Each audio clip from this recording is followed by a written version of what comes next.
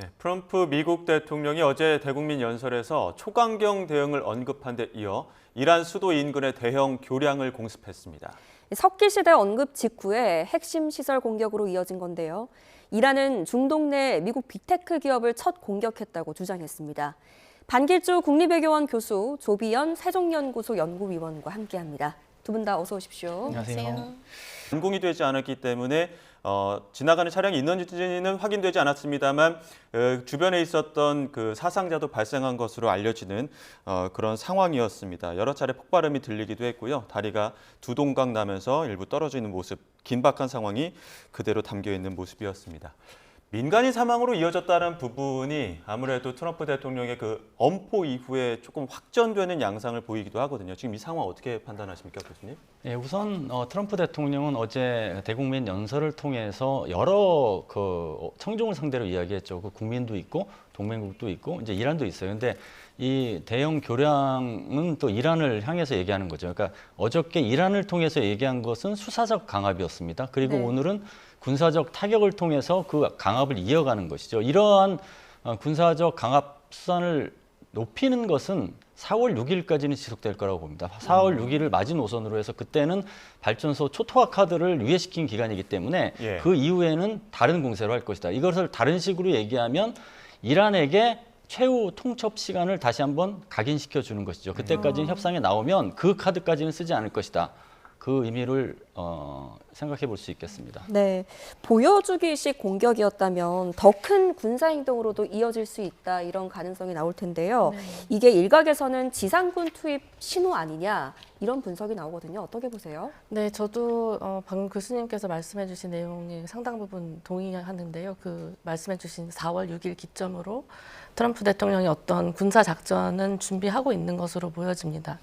그 4월 6일 기점이 굉장히 중요한 이유는 그 지금 샌디에고에서 출발한 복서호죠. 거기 그 지금 해병 원정대가 가장 최근에 지금 하와이에 지금 정박을 해 있고, 거기에서 이번 주말에 그 해병대가 올린 그 소셜 미디어 영상이 있습니다. 거길 보면은 상륙하는 그런 장면들, 그리고 그 복서호 갑판 밑에서 빠르게 장전을 하는 그런 훈련을 하는 모습도 보여지고요. 그러니까 이게 이제 중동에 도착을 하는 그런 시점에 맞춰서 어떠한 지상전에 대한 준비를 하고 있다라고 보여지고, 다만 이제 그 규모를 보면은 이제 대규모보다는 이제 언론에서 많이 나온 7개라든지 9개 도서에 대한 어떠한 공격을 준비하고 있는 것으로 보여집니다. 예. 자, 트럼프 대통령이 이렇게 교량 공격에 나서면서 이란을 향해서 추가적으로 압박하는 모습, 아무래도 합의가 좀 원활하지 않다는 점을 좀 방증하는 모습이기도 한 것 같습니다. 실제로 이란은 트럼프 대통령 연설 이후에 더 강력한 공격에 나서겠다, 이렇게 맞불에 나서는 상황이기도 했는데요. 일단 트럼프 대통령의 발언과 함께 이란 입장까지 묶어놨습니다. 한번 들어보시죠. We're going to hit them extremely hard over the next 2 to 3 weeks. We're going to bring them back to the Stone Ages where they belong. The new group is less radical and much more reasonable. Yet if during this period of time no deal is made, we have our eyes on key targets. If there is no deal, we are going to hit each and every one of their electric generating plants very hard and probably simultaneously. با توکل بر خداوند متعال این جنگ تا خواری، ذلت و پشیمانی دائمی، قطعی و تسلیم شما ادامه خواهد داشت. در تداوم ضربات و سیلی‌های محکم و غیرقابل تصوری که تاکنون خورده اید، منتظر اقدامات کوبنده‌تر، وسیع‌تر و ویرانگر ما باشید. 지금까지는 미국과 이란이 군사작전을 하면서 어느 정도의 그 마지노선이 있지 않습니까? 민간인 피해를 최소화한다라는 그 마지노선이 있었는데 지금 이렇게 엄포한 이후에 다리를 공격했습니다. 결국 민간인들의 피해까지 이어질 수 있는 상황인데 나는 더 나아갈 수 있어라는 어떤 강한 압박의 표시라고 봐야 될까요? 그렇죠. 사실 이란이 이제 세계 가장 강력한 군대를 보유하고 있는 미국, 그리고 중동 내에서 유일하게 핵을 보유하고 있는 이스라엘을 상대로 혼자서 싸우는 것은 버거운 게 사실이죠. 그래서 이것을 돌파해 보고자 하는 이란의 지략은 비대칭 전략 타격이었습니다. 즉 군사 타격은 방공망에 의해서 많이 요격이 되니 그러한 방비가 취약한 민간 상업시설을 타격시켜서 미국과 이스라엘을 볼모로 삼겠다. 예. 그리고 국제사회의 압박을 고스란히 받도록 하겠다. 그거였거든요. 예. 그게 통해서 사실은 이란은 무제한전, 즉 민간인과 전투원을 구분하지 않는 그러한 타격을 이어왔고 그게 효과를 발휘했다고 생각을 하는 것 같아요. 그런 상황에서 미국이 이렇게 군사 게임과 협상 게임을 가동시키는 상황에서 기존에 해왔던 무차별적 타격이 다시 한번 주목되는 환경이 된 것이고 이걸 네. 맞불 작전이라고 저는 표현하고 싶어요. 네. 그리고 또 다른 의미로는 치킨 게임이기도 해요. 그러니까 무제한 타격은 진짜 국제법과 전쟁법이라는 게 있는 건데 예. 그것을 벗어난 어떤 그 막대한 피해를 그냥 방치하는 수준에서의 상호 그 교전이기 때문에 이것은 치킨 게임 양상으로 가는 게 분명하죠. 그게 협상이 어제 대국민 연설에서 보면 사실 이란은 협상을 안 하고 있다고 했고 미국은 잘하고 있다고 하는 상황에서 나온 연설이잖아요. 근데 이제 미국의 트럼프 대통령의 연설을 짚어보면 2, 3주간 타격하겠다는 얘기는 협상이 안 된다는 것을 방증한 거잖아요. 네. 그러니까 협상이 안 되는 상황에서 협상 게임과 군사 게임이 50대 50이 아니라 군사 게임으로 더 이렇게 치중되는 양상으로 흘러가는 것으로 봅니다. 네. 예.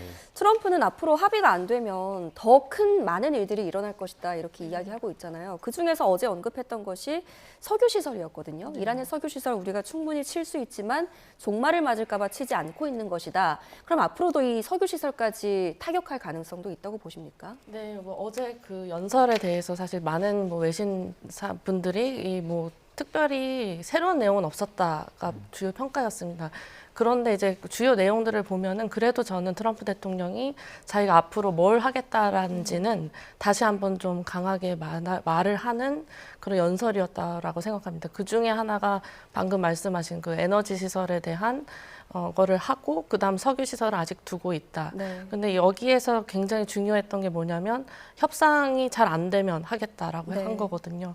그러니까 이 여러 가지 군사적 압박 수단을 그 앞에 이렇게 보여주면서 한 다음에 바로 이제 또 교량에 대한 공격까지 감행하는 협상이 안 될 시에는 군사 작전이 준비가 되어 있다라는 것을 계속적으로 보여주는 게 트럼프 대통령의 지금 목적이라고 보여집니다. 예. 이란의 보복 공격 기조는 눈에 눈 기조인데 지금 교량이 공격당하다 보니까 이란도 바로 또 이스라엘 혹은 사우디 혹은 그 외의 바레인 국가라든지 교량 공격에 대한 보복을 예고했거든요.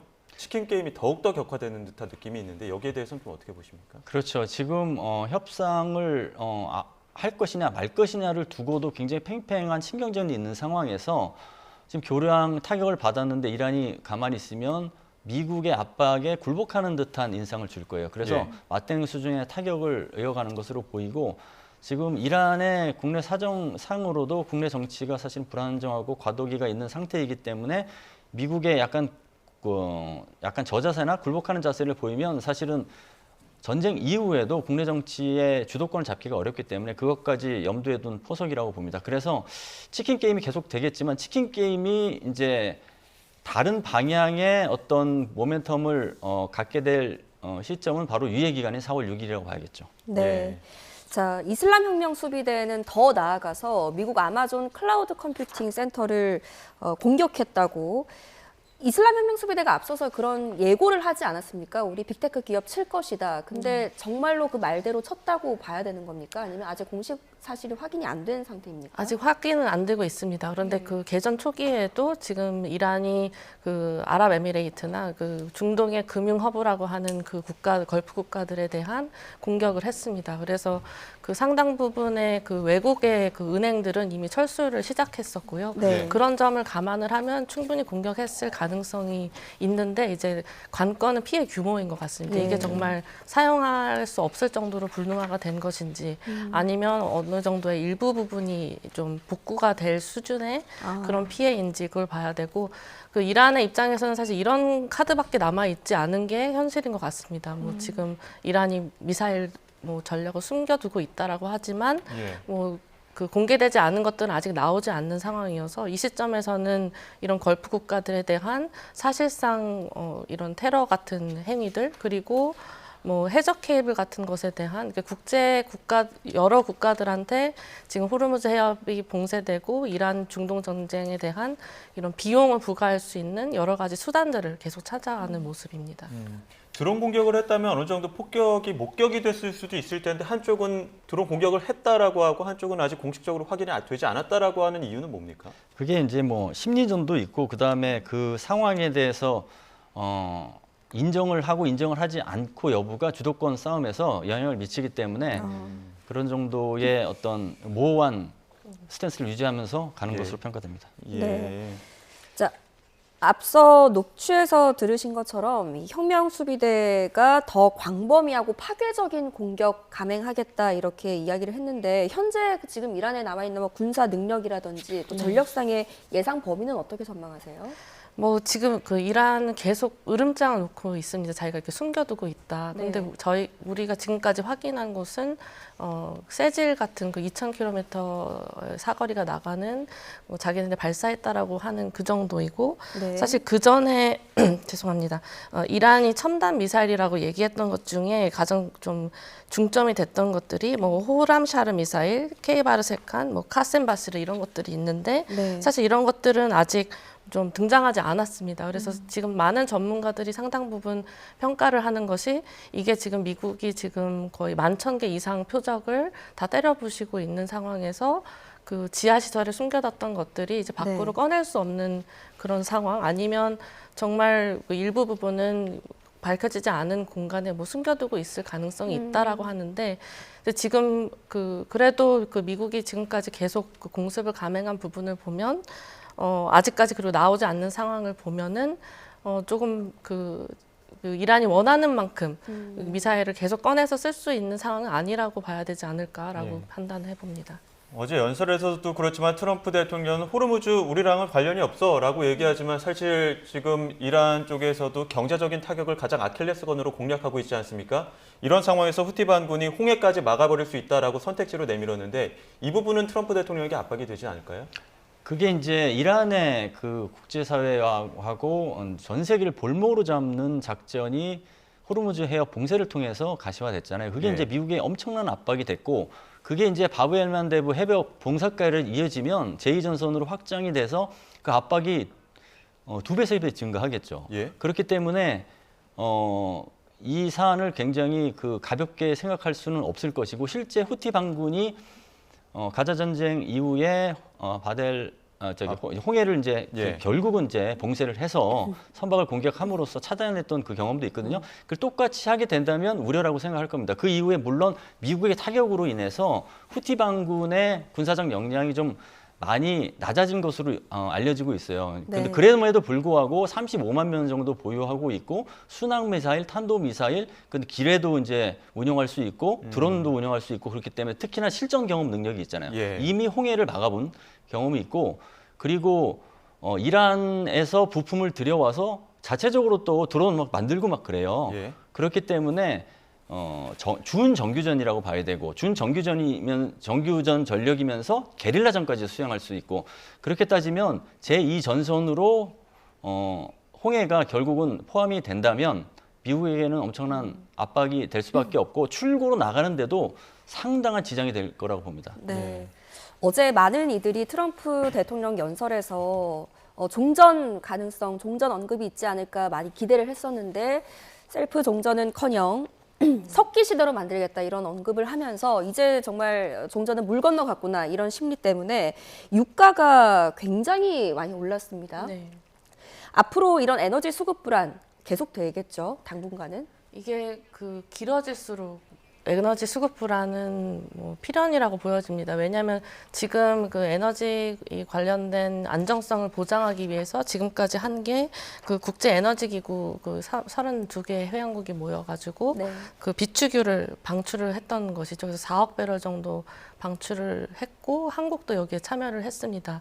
근데 지금 제가 본 최신 자료로는 지금 비축유가 국제사회가 가지고 있는 비축유가 한 12억 배럴 정도면은 이걸 무한대로 이거 방출할 수는 없고 그러면 이제 수급 불안을 잡을 수 있는 수단이 사라지는 것이기 때문에 지금 뭐 트럼프 대통령이 그 여러 가지 전쟁들을 막 비교를 하면서 지금 아직 33일밖에 안 됐고 뭐 몇 주만 뭐 더 하면 되는 식으로 얘기를 해서 정말 말대로 그 정도의 군사 작전을 끝내고 나온다면은 이 수급 불안이 뭐 조금은 해소될 수는 있을 것 같습니다. 다만 우려되는 부분은 지금 이란이 전쟁 이후의 호르무즈 해협은 예전 질서하고 완전히 다를 거다라고 하면서 뭐 이렇게 통행료를 부과한다든지 이런 새로운 것들을 모색하고 있기 때문에 당분간의 이런 불안정성은 불가피해 보입니다. 네.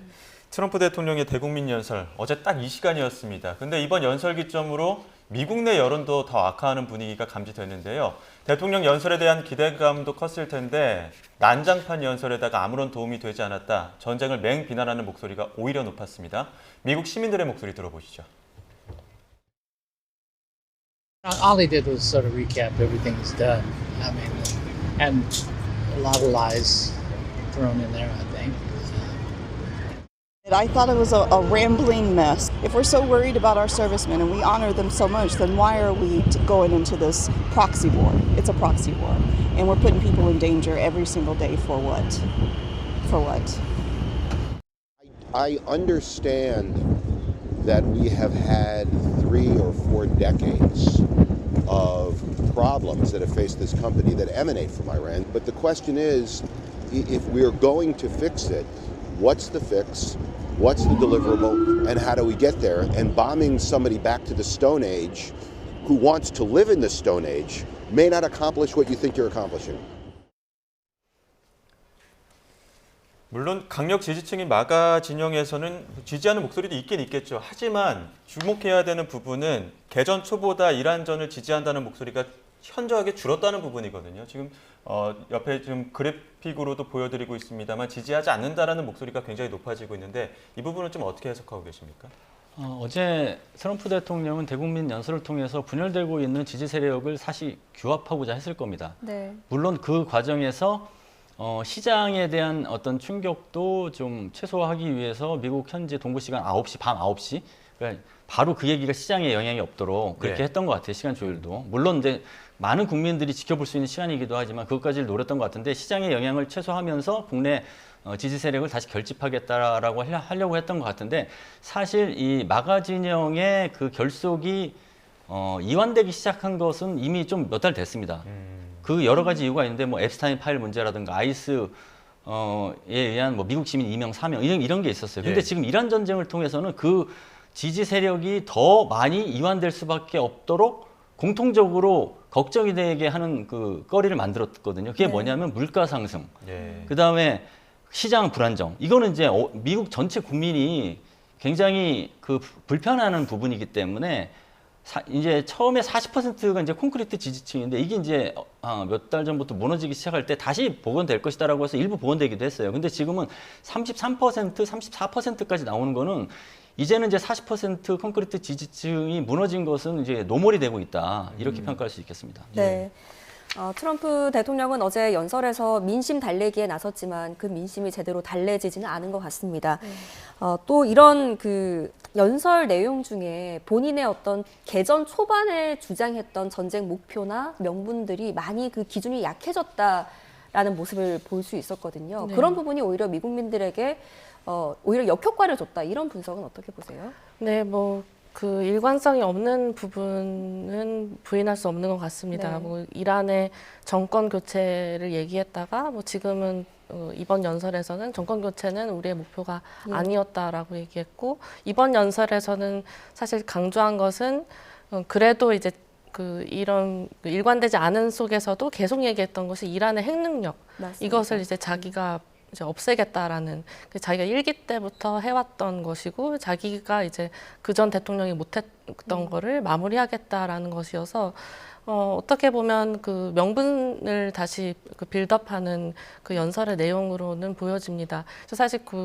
언론에서는 트럼프 대통령이 도대체 뭘 원하는지 모르겠다 이 말하고 저 말한다라고는 하지만 그래도 이제 군사작전 측면에서 보면 저는 그래도 트럼프의 핵에 대한 부분 이것은 그래도 일관된 부분으로 보고 있거든요.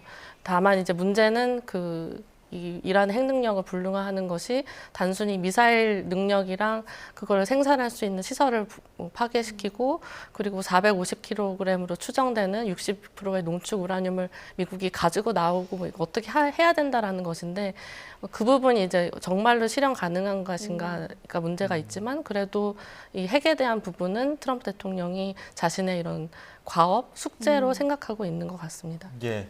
자, 여론이 이렇게 좀 악화하고 있는 가운데 헤그세스 국방장관이 육군 참모총장에게 사임을 요구했고 참모총장도 그럼 관두겠다 이렇게 얘기를 했거든요. 그 배경도 좀 짚어볼까요? 사실 전시 중이잖아요. 근데 이제 육군 참모총장 같은 경우는 이라크전하고 아프가니스탄 전쟁 경험까지 있기 때문에 지금 육군 참모총장이 전쟁 중에 있는 게 더 유리할 거예요. 예. 그럼에도 불구하고 해임한 것은 일단 헤그세스 전쟁부 장관은 이미 뭐 브라운 전 합참의장 등 군 수뇌부 10명 이상을 전 정부 인사를 다 해임을 했어요. 그러니까 어쨌거나 명분을 찾으면 해임하려고 하는 리스트에 아마 올랐을 가능성이 있습니다. 그런데 이제 군의 사유화 문제가 도마에 오른 것이죠. 민간인 행사로 보이는 것에 군용 헬기가 가면서 지금 이 화면인데요. 군용 헬기가 가면서 이제 군 자산을 민간 어떤 뭐 행사 혹은 저택에 뭐 이렇게 보내면서 동원을 했다. 네, 그래서 이것을 저 화면이 이제 친 트럼프 가수인 키드록인데 그렇죠. 친 트럼프 가수인 저택에 저렇게 군용 헬기가 갑자기 서서 저렇게 비행을 하고 있다는 게 군을 사유화한 것 아니냐 이런 논란이 좀 있었던 것 같더라고요. 그렇죠. 그래서 그것을 이제 명분으로 이제 해임 카드를 꺼낸 것이고 저것만은 아니고 사실 전 행정부의 수뇌부를 계속 경질하는 와중에 일환으로 저런 촉발 요인이 또 만들어졌다. 그리고 군의 사유화 문제는 지금 전쟁부에서 지금 이번 정부 들어서 종종 나오는 이슈거든요. 저거를 지금 단속하지 않으면 앞으로 전쟁부를 지속 장악하는 데 불리하겠다라는 판단이 작용한 것으로 봅니다. 네. 전시 상황에서 저런 상황이 발생한 것, 미군의 사기와도 연관성이 또 연관이 있을 것 같고요. 또 더 나아가서 트럼프의 어떤 이란 정책과도 군 정책과도 연결이 될 수 있을까요? 뭐 충분히 지금 비난 여론이 높아지고 있는 국면에서는 이런 장면들이 나오는 것이 이 트럼프 대통령의 지지율이나 이 군에 대한 그 국민들의 시각에는 부정적으로 작용할 수밖에 없을 것 같습니다. 네. 그 헤그세스 국방장관이 지금 취임 이후에 계속적으로 해왔던 게 사실 그 이례적인 장관의 그 배경이기 때문에 이 내부 군을 이제 그 자신들의 권위를 부여하는 그런 정치적인 조치들도 많이 해왔고 가장 대표적인 게 그 컨티코 연설에서 모든 사령관들을 집결시켜가지고 그 앞에서 자기가 연설하는 그런 것이었는데 그때 핵심 내용은 규율이었습니다. 수염 같은 거 기르지 말고 이런 거 하는 건데 저기에서는 좀 사유화하는 측면이 보였기 때문에 부정적으로 그 이미지가 나갈 수가 있다라고 보여집니다. 예. 자, 트럼프 대통령의 연설 내용 조금 더 짚어보면요. 지금 트럼프 대통령의 연설과 관련해서 중국에서는 이거 퇴강용 으름장이다라고 얘기하고 일본에서도 별다른 이야기는 특징은 없다 이런 이야기를 했습니다. 호르무즈 해협과 관련해서는 알아서 판단하고 알아서 행동해라 이런 이야기가 있다 보니까 각자 도생하는 분위기가 이어지는 것 같긴 하거든요. 각자 도생은 지금 사실 뭐 신냉전이라고 규정되는 과도기 체제의 특징이기도 한데요. 호르무즈 해협을 미국이 그다지 그 중요하지도 않은 곳을 전 세계를 위해서 세계 경찰 역할까지 하면서 지켜줬으니 앞으로 2, 3주간 좀 더 관여하고 나머지는 동맹국 혹은 중국과 같은 호르무즈 해협이 더 귀중한 국가들이 책임을 져라라고 얘기하는 거죠. 근데 다만 그렇게 해서 퇴로로 이제 나간다 하더라도 호르무즈 장악을 그냥 방치하지는 않을 것이라고 생각이 듭니다. 왜냐하면 저거는 이제 국제법적으로 국제해협이기 때문에 당연히 통과통항권이 유지되는데 그걸 방치하게 되면 그거는 미국이 지금 생각하고 있는 서방구 중심의 세력권 전략에도 불리하게 작용할 것입니다. 왜냐하면 러시아가 저런 거랑 유사하게 북극 항로 이용할 때 통행료 받겠다고 할 것이거든요. 지금 북극권 경쟁이 사실은 미국의 서방구 전략 안에 포함되어 있기 때문에 결국은 미국의 전략적 목표, 국제 안보, 국제 정치 수준의 전략적 목표에도 불리할 것이다라는 판단이 있어서 동맹국과 다른 국가들에게 책임을 분담하는 어떤 안팎의 수단이지 완전히 손을 떼는 것은 아니다 이렇게 평가하고 싶습니다. 네, 매체에서도 지금 미국과 이란 간의 물밑 협상에서는 여전히 호르무즈 개방 여부를 두고 휴전 합의가 이루어지고 있다는 보도가 계속해서 나오고 있습니다. 자, 지금 태국에 이어서 필리핀도 호르무즈 해협의 안전 통과를 약속받았다는 소식이 전해지는데 필리핀은 친미 국가 아닙니까? 근데 어떻게 이런 허락을 받은 걸까요? 네, 지금 그 이란이 그 자신들한테 적대국이 아닌 이상은 협상을 통해서 통항이 가능하다라고 지금 제시를 하고 있습니다. 결국 동맹국들 안에 분열을 일으키겠다, 뭐 그런 목적으로 보여지는데요.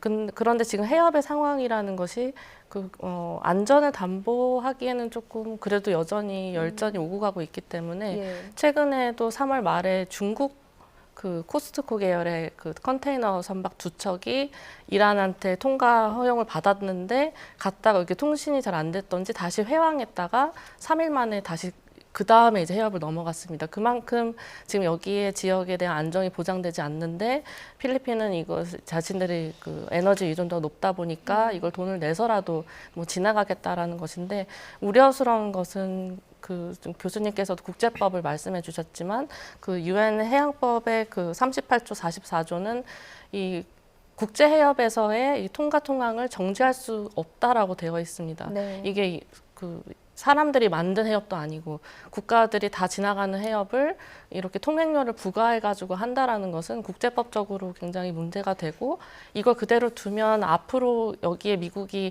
남아있든 아니든 한국도 이 호르무즈 해협에 그 에너지를 의존하고 있기 때문에 이 지금 하고 있는 공동성명이나 이런 국제법을 준수해야 된다라는 목소리는 계속 내야 되고 필리핀에 대한 그런 부분도 보면서 이제 좀 국제법적으로 좀 동참하는 쪽으로 좀 해야 되지 않을까 생각이 됩니다. 그러니까요. 지금 태국이나 필리핀, 말레이시아는 이란 쪽이랑 협의하고 있고 또 일본은 러시아산 원유 사기 위해서 또 일부 또 사절단 파견한다고 하고 있고 이런 상황에서 우리나라 좀 어떻게 기민하게 대응해야 될까요?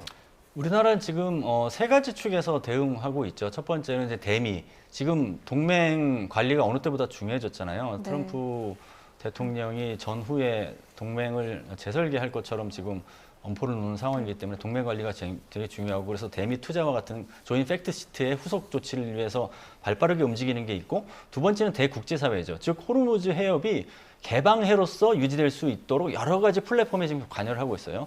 지금 호르무즈 봉쇄 규탄 성명에도 지금 포함을 했고 합참의장 회의에도 지금 참가를 했고 그다음에 40여 개국 외교장관 회담에도 지금 참가했어요. 대국제사회에서의 그런 공조 노력이 있고 그다음에 양자 차원에서 대이란과의 소통이 있는 것이죠. 이란하고의 이제 소통을 통해서 한국 선박이 통과할 수 있도록 그 협의를 하는 것 그런 것들이 동시에 진행되고 있습니다. 네. 자, 이런 가운데 호르무즈 해협 문제로 대응을 하기 위해서 대응 논의를 하기 위해서 한국을 포함한 40개국의 장관들이 긴급 회의를 열어서 논의를 했습니다. 여기에 뭐 나토 주요 회원국, 걸프 국가, 또 일본, 인도들을 포함해서 아시아 국가들이 참여를 했는데 일단 미국은 없었거든요. 네, 그렇습니다. 미국은 이제 호르무즈에서 우리는 미국이 손 떼겠다 이렇게 얘기를 한 상황이기 때문에 그래서 불참을 한 걸까요? 어떻게 보세요? 뭐 지금 여러 가지 의미가 있을 것 같습니다. 자기가 그 트럼프 대통령이 지금 표출하고 싶은 불만에 대한 불참이었을 수도 있고 아니면 지금 전쟁 중이기 때문에 뭐 지금 미중 정상회담도 연기하는 마당에 이런 것들에 참여하지 않는 걸 수도 있을 텐데 그래도 전자에 조금 더 무게가 있어 보입니다. 이제 불만을 표출해서 조금 더 국제사회가 미국한테 동조하는 지원하는 방향으로 좀 촉구하게끔 한 트럼프 대통령의 어떠한 결정이었다라고 보여집니다. 그러니까 트럼프 대통령이 영국은 영국대로 알아서 해라, 프랑스도 알아서 해라, 한국도 알아서 하라고 하다 보니까 지금 40개국 화상회 회의한 거 아닙니까? 여기서 보면은 유엔 등 통해서 공동 외교 압박한다든지 아니면 제재 등의 경제 정치적 조치한다든지 이런 것들 검토했다고 하거든요. 40개국이 모여서 이런 목소리를 낸다면 그래도 이란에 좀 어떤 의사가 좀 타진될 가능성 거기에 대해서는 좀 어떻게 보십니까? 이제 이란에게는 이제 상당한 압박이 되겠죠. 왜냐하면 지금 국제법적으로 당연히 신속한 통항이 보장되는 지역에서 그것을 바꾸려고 하잖아요. 현상 변경을 시도하는 거란 말이에요. 그래서 지금 주요국들이 모여서 그것은 지금의 정립된 체계와 절차에 맞지 않다라고 계속해서 주문을 해야 되는데 40여 개국 외교장관이 좀 적시적으로 만났다는 얘기예요. 근데 이거 한 번으로는 안 되고 규모도 크게 하고 모든 그 계기가 있을 때마다 그게 G7이든 G20이든 APEC이든 아니면 유엔 총회든 계속 새로 만들어서 이렇게 해야 된다는 게 아니라 기존에 했던 것을 해야 된다라는 외교적 압박은 지속돼야겠죠. 네. 자, 이런 가운데 이란이 오만과 호르무즈 통행 규칙을 만드는 중이다라는 소식도 전해졌습니다. 네. 이 소식이 오히려 호르무즈를 어떤 주도권을 가지겠다, 강화시키겠다 이런 신호로 받아들여야 합니까? 아니면 호르무즈는 열리긴 열리겠구나 이런 신호로 받아들여야 됩니까?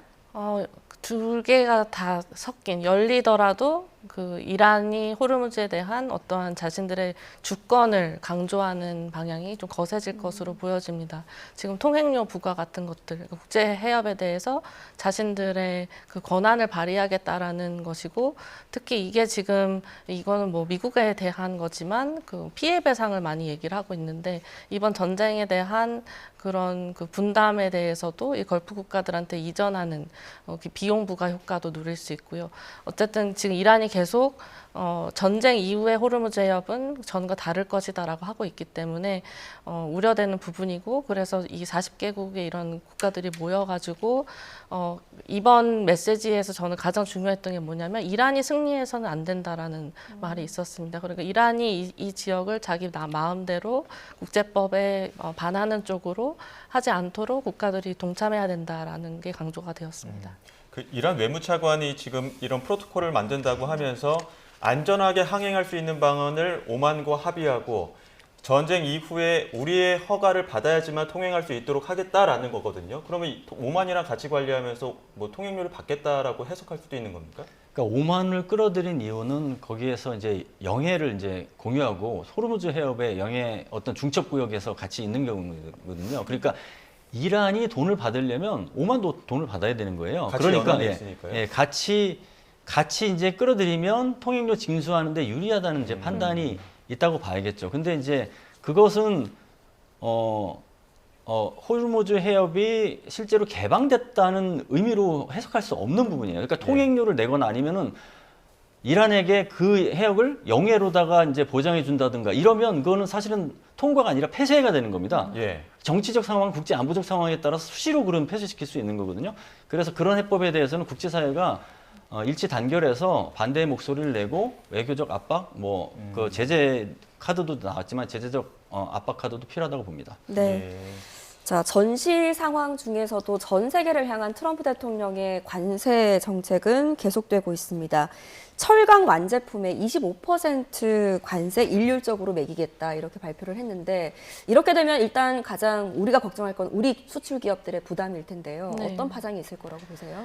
네, 지금 그 미국의 연방대법원에서 지난 2월에 그 국제 비상 경제 관합법 IEEPA로 근거를 한 것은 이제 뭐 위법하다고 판결이 돼서 그 이후에 이 트럼프의 관세 정책이 바뀌는 것이 아니냐라고 했지만, 사실상 말씀하신 이번 관세 조정 조치는 지금 6일 기준으로 적용이 될 예정입니다. 그렇기 때문에 그 안에 어떠한 게 되지 않는 이상은 일단 25%의 그 일률적인 관세가 부과된다는 것이고, 네. 지금 이것을 어떻게든 하기 위해서 많은 노력이 이루어지고 있는데, 지금 어려운 것은 지금 미국이 이미 전쟁에 들어가 있고, 그렇기 때문에 한국에 지금 가장 해야 됐던 것은 3,500억 달러와 뭐 이런 핵잠이라든지 여러 가지 공동 팩트시트에 담았던 내용들인데, 그렇다 보니 이제 관세도 좀 지연이 되는 부분이 있어서 당분간은 그 영향이 있을 수도 있겠다라고 봐야 되지 않을까 생각이 됩니다. 네, 미 고위 당국자가 또 한국의 대미 투자 프로젝트 수준에 발표할 것이다 이렇게 얘기를 하긴 했는데,